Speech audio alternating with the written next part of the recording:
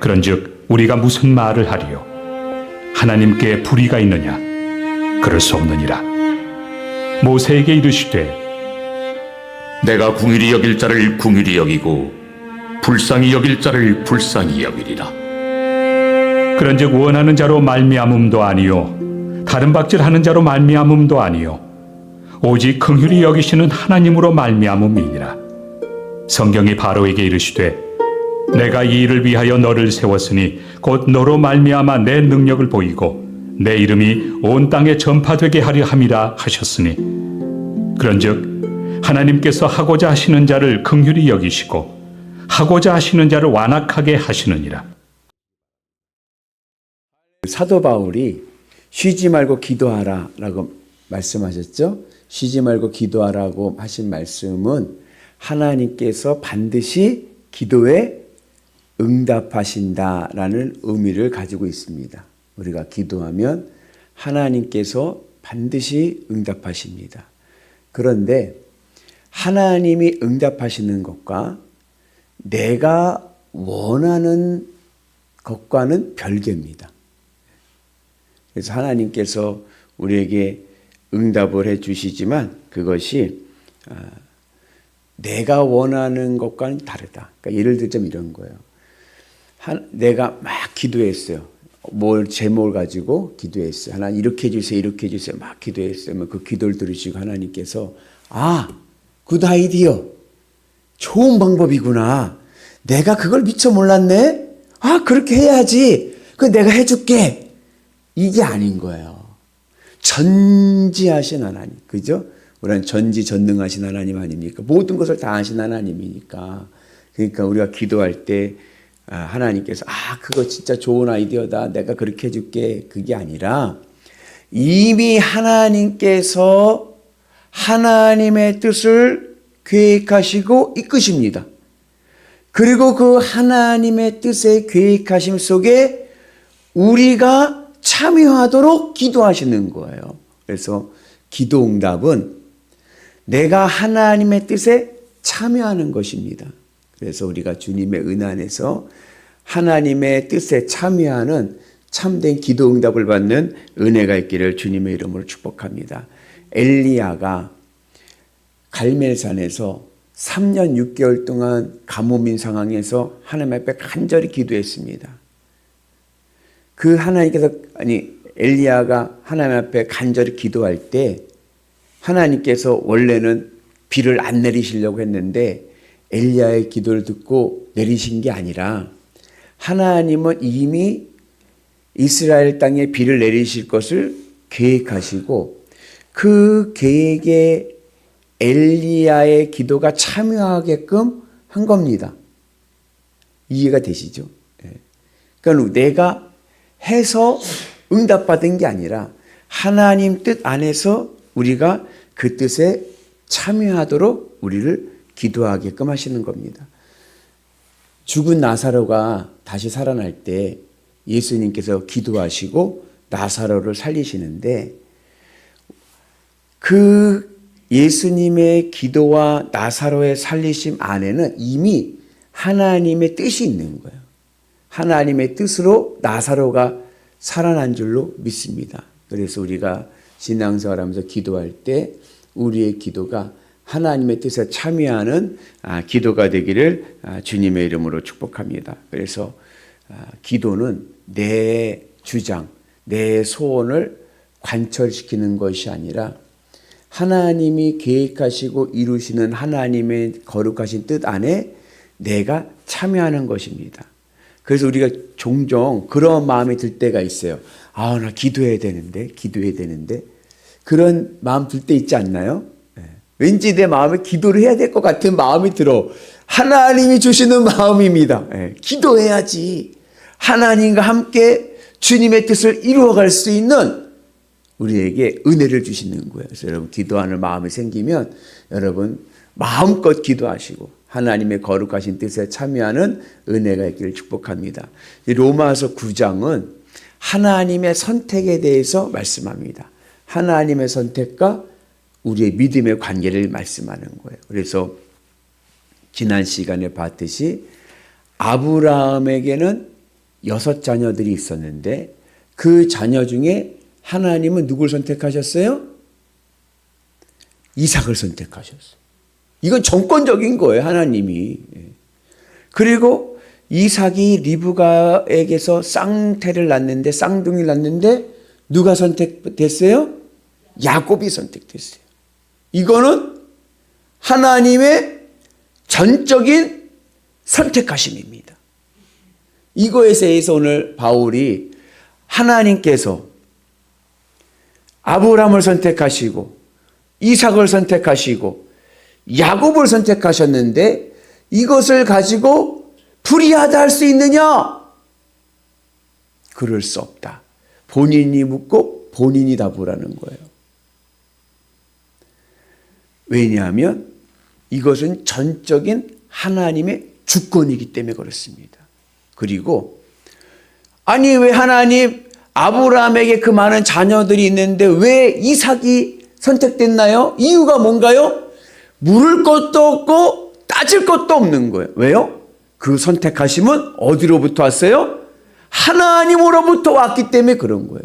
어떠한 환경이나 어떠한 외부적인 영향으로 온 게 아니라 하나님 안에서부터 선택이 왔기 때문에 그렇습니다. 그리고 그것은 불의하지 않다. 왜냐하면 원래 인간이란 존재는 선악과 이후에 심판받을 존재가 된 거예요. 인간의 존재는 멸망당할 죄의 상황에 놓여 있습니다. 왜 죄의 상황에 놓여 있습니까? 선악과를 먹고 내가 생각하고 내가 판단하기 시작하면서 내 마음이 하나님께 명중되지 않고 하나님을 사랑하지 않고 세상 것을 사랑하면서 살아가게 됐습니다. 내 마음에 세상 것을 담고 살아가는 존재가 됐어요. 이것을 우리는 뭐라 해요? 원죄라고도 하고 타락이라고도 하지 않습니까? 이 죄의 상황에 놓여 있기 때문에 그렇습니다. 그래서 성경에서 하나님이 가장 싫어하시는 죄가 3가지가 있다고 제가 말씀드렸잖아요. 제일 싫어하시는 죄, 살인하지 말라, 우상숭배하지 말라, 간음하지 말라. 왜 하나님은 간음하지 말라는 것을 우상숭배와 같은 죄로 여기시는가? 왜냐하면 우리가 우리 마음에 하나님을 품고 살아가야 될 믿음의 사람이 하나님이 아니라 세상 것을 품고 살아간다는 것은 비유하자면 남편 앞에서 아내가 다른 남자와 간음하는 격이기 때문에 그런 거예요. 우상숭배가 영적 간음입니다. 그래서 하나님은 간음하지 말라 말씀하시는 거예요. 그러니까 원래 우리가 받을 본분은 뭐예요? 심판인 거예요, 심판. 그러니까 원래 심판받을 자가 왜 나를 구원해 주지 않았냐라고 물을 이유가 없는 거죠. 원래 나는 심판받을 존재니까, 인간은. 그리고 그 심판받을 인간들 중에서 내가 선택받았다고 하면, 내가 구원의 선택을 받았다고 하면 그것은 전적인 하나님의 은혜입니다. 내가 잘나서 내가 잘해서가 아니라 전적인 하나님의 주권으로 선택하신 은혜입니다. 그러니까 하나님의 선택과 하나님의 이 주권을 가지고 하나님 불의하다라고 말할 수 없다. 그 이야기를 오늘은 금송아지 사건으로 또 이야기하는 거예요. 여러분, 애굽 백성들하고 이스라엘 백성들하고 출애굽 시대 때 뭐 다른 게 있나요? 뭐가 좀 달라요? 똑같아요. 이스라엘 백성들 광야에 나가니까는 본색 드러나니까 어떻게 돼요? 원망불평하고 뭐 괜히 나왔니 어쩌냐면서 모세를 돌로 쳐 죽이려고 하고 하나님 막 원망하고 그 모습이나 애굽 사람들이 그 출애굽하기 전에 애굽에 있던 사람들이나 뭐가 다릅니까? 인간의 본성은 똑같은 거예요. 그런데 애굽은 심판받고 이스라엘은 구원받았습니다.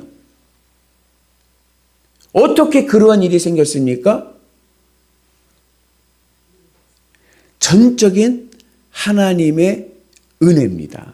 그래서 15절에 보면 하나님께서 긍휼히 여길 자를 긍휼히 여기시고 불쌍히 여길 자를 불쌍히 여기신다.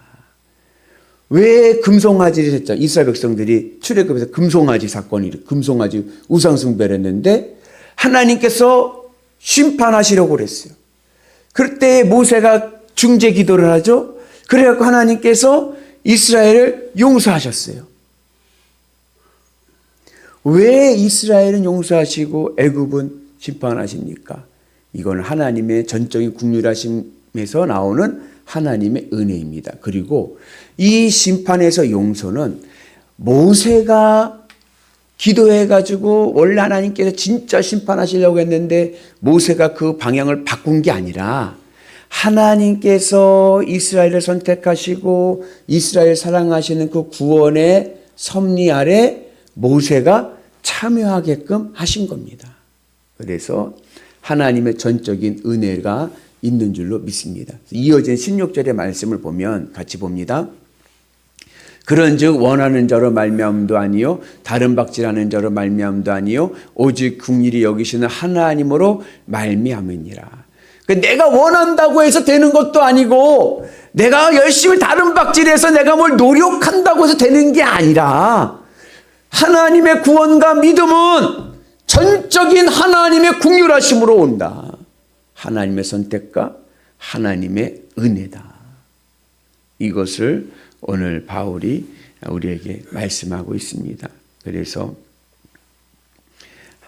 이 하나님께서 우리를 구원하시고자 하는 이 마음은 하나님으로부터 오기 때문에 우리는 그거에 대해서 하나님이 불의하다 어쩌다 저쩌다 말할 가치가 건덕지가 없는 거예요. 우리가 구원받았으면 그 은혜에 감사하고 그리고 하나님의 은혜 안에서 믿음의 능력을 경험하는 역사가 있기를 주님의 이름으로 축복합니다. 그래서 내가 원한다고 해서 되는 것도 아니고 내가 다른 박질에 내 노력한다고 되는 것도 아니고 전적인 하나님의 은혜입니다. 그래서 믿음 있는 자, 내가 오늘 선택받아서 주님 앞에 나와서 예배드릴 수 있다는 것 하나님의 전적인 은혜에 감사하시고 믿음의 능력 안에서 늘 구원받은 자의 축복을 누리시는 은혜가 있기를 축복합니다. 그리고 이러한 하나님의 주권의 섭리 아래서 우리가 어떻게 기도해야 되느냐. 아까 얘기했죠. 기도는 내가 원하는 소원을 내가 이루는 게 아닌 거예요. 참된 기도의 응답은 하나님이 계획하신 뜻 그 안에 내가 참여하는 겁니다. 그 예수님께서 겟세마네 동산에서 기도하실 때 마지막 하신 말씀이 뭐예요? 내 원대로 하지 마옵시고 아버지 뜻대로 하옵소서. 예수님이 가르쳐 주신 주기도문을 보니까는 하늘에 계신 우리 아버지요 이름이 거룩히 여김을 받으시옵니다. 거룩히 여김을 받는다는 게 뭐예요? 가장 좋은 분으로 구별되는 거예요. 하나님의 이름이 하나님의 인격이 내 마음에서 가장 귀하고 가장 좋은 분으로 구별되는 거예요. 그래서 우리의 기도가 응답받는 능력 있는 기도가 되기 위해서는 먼저 어떻게 돼요? 하나님의 이름이 내 마음에서 거룩해지도록 기도해야 됩니다.